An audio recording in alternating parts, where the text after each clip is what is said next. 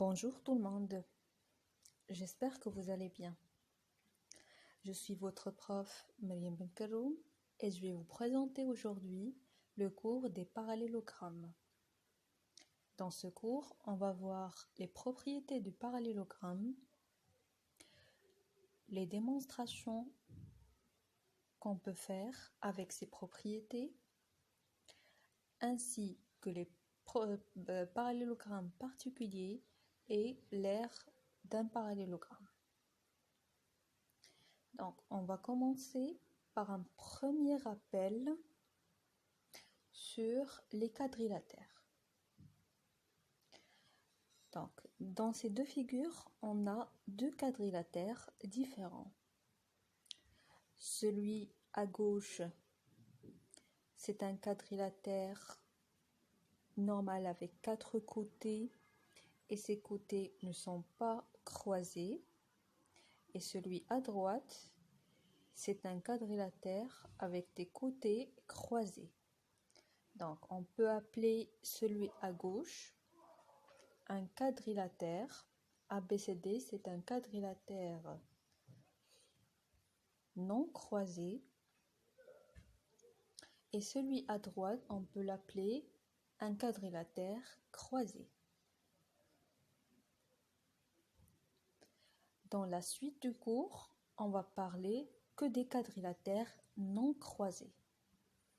Donc, on commence par notre premier quadrilatère, c'est le parallélogramme.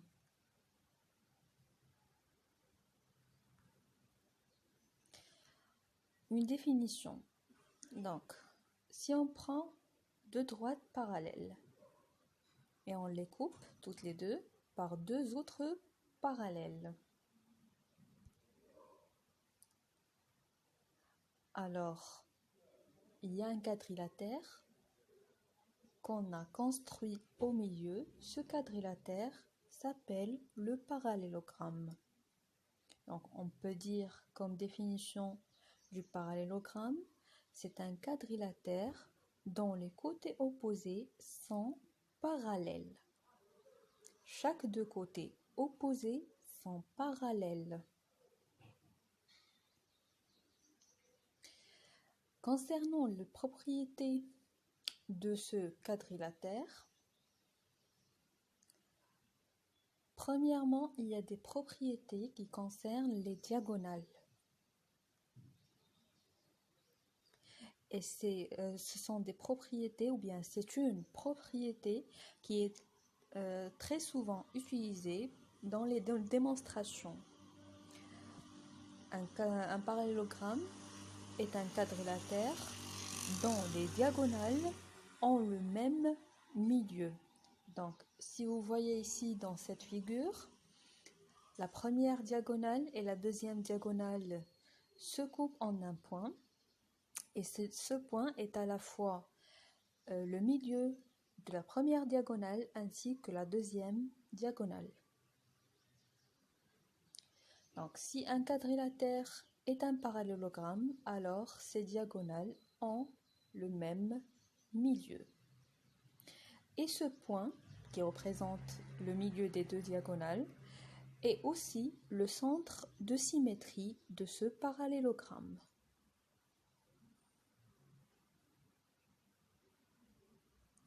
Prenons maintenant un parallélogramme.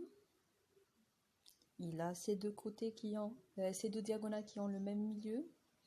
Donc, ce milieu, c'est le centre de symétrie.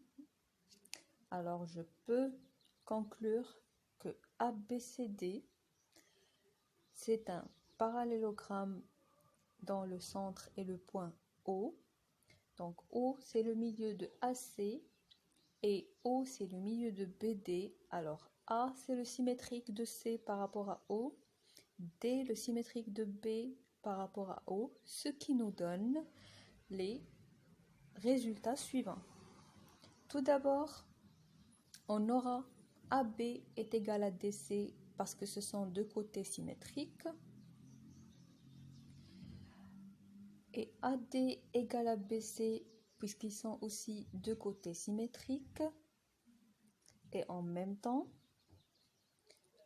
on aura les angles ABC et CDA sont deux angles de même mesure parce qu'ils sont symétriques par rapport à O, et aussi l'angle BAD et DCB qui sont de même mesure puisqu'ils sont aussi symétriques par rapport à O.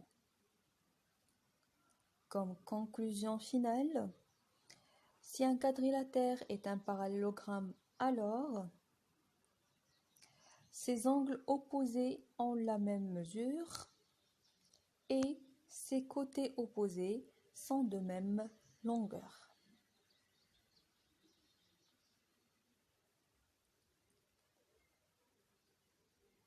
Voilà, maintenant on va passer à comment reconnaître un parallélogramme, ou bien comment démontrer qu'un quadrilatère est un parallélogramme. Bien sûr, on étudie des propriétés pour les utiliser dans ce genre de cas. Mais par contre, on utilise les réciproques de ces propriétés pour pouvoir faire les démonstrations. Donc, les réciproques des propriétés qu'on avait vues avant sont tous vrais. Donc, ces réciproques, on peut les commencer par un premier exemple. Par exemple, si un quadrilatère a ses diagonales qui se coupent en leur milieu, alors ce quadrilatère est un parallélogramme. Donc, si j'ai un quadrilatère, je connais les diagonales, je trouve que ces diagonales se coupent en leur milieu ou bien ils ont le même milieu, alors ce quadrilatère c'est un parallélogramme. Donc, on va faire la figure. Voilà deux diagonales qui se coupent en leur milieu, bien qu'ils ont le même milieu. On a la diagonale ici AC, a le milieu O, et le milieu de BD c'est aussi O. Donc ces deux diagonales se coupent en un seul point CO et c'est en même temps leur milieu en commun. Alors le quadrilatère qu'on trouve à la fin, c'est un parallélogramme. Donc c'est une démonstration qui est très connue. Je peux dire que O est le milieu de AC et de BD, alors ABCD est un parallélogramme, tout simplement. On passe à la deuxième manière de démonstration. Je pourrais utiliser les réciproques des trois propriétés. Donc la première c'est si un quadrilatère a ses côtés opposés égaux, alors c'est un parallélogramme. Donc si je trouve dans un quadrilatère chaque deux côtés opposés sont égaux, alors c'est un parallélogramme. Si dans un quadrilatère je trouve que deux côtés opposés sont parallèles et égaux, alors c'est un parallélogramme.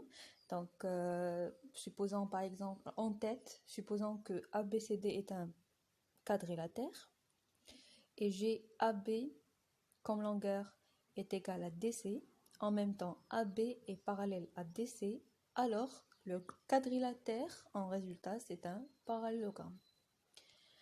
Dernière manière de démontrer, c'est le fait d'utiliser les angles, la réciproque de la propriété des angles. Si un quadrilatère a ses angles opposés de même mesure, alors c'est un parallélogramme. Donc on reste sur la même imagination. ABCD est un quadrilatère. L'angle A et l'angle C sont opposés. Et si je trouve qu'ils sont de même mesure, ainsi que B et D sont opposés, et je trouve qu'ils sont de même mesure, alors le quadrilatère obtenu, c'est un parallélogramme.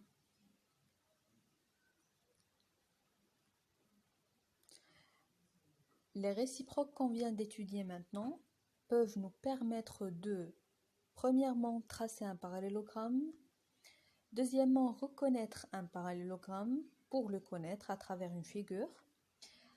Par la suite, démontrer qu'un quadrilatère est un parallélogramme. Donc, c'est tout ce qui concerne le parallélogramme. On va faire dans la vidéo suivante les quadrilatères particuliers ou bien les parallélogrammes particuliers, et dans une autre vidéo, on va faire l'ère du parallélogramme.